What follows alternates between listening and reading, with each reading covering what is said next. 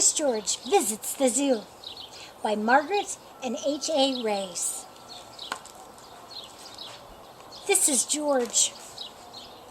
George was a good little monkey and always very curious. One day, George's friend, the man with the yellow hat, said, "How would you like to see a real elephant, George? Let's go to the zoo." There was a lot to see at the zoo. There were the giraffes with necks so long they seemed to reach the sky. And the kangaroos carrying their babies in special pouches. And finally, there were the elephants with their floppy ears and long trunks munching on hay. It was lunchtime and George was starting to feel hungry. He saw people enjoying their lunches on park benches and others picnicking on the grass. "I'm going to find out what time they feed the lions," said the man with the yellow hat. "Please wait here and try not to get into any trouble, George."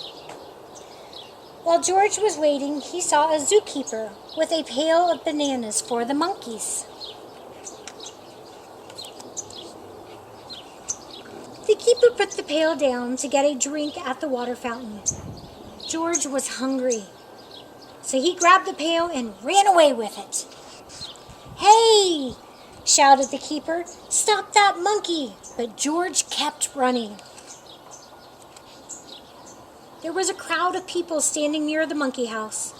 This would be just the place for George to hide. Standing by the cage was a little boy holding a red balloon with a long string. All of a sudden, one of the monkeys reached out and snatched the string from the boy's hand. The monkey took off with the balloon and climbed to the top of the cage.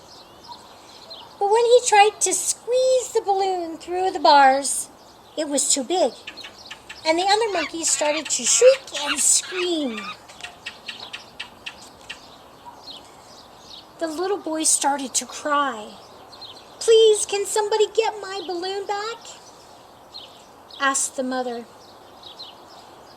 But none of the people could reach that high. George knew what to do. With the pail in his hand, he climbed up to the top of the cage. He took a few bananas and fed them to the monkeys. While the monkeys were eating, George snatched the balloon and swung down from the cage. He handed the balloon back to the boy. Just then, the man with the yellow hat came running. "George," the man cried, "I have been looking all over for you. Please don't be angry with him," said the mother. "He saved my son's balloon." George had saved the day, but he was still very hungry. "Now it's time to feed ourselves, George," said the man. And that's what they did.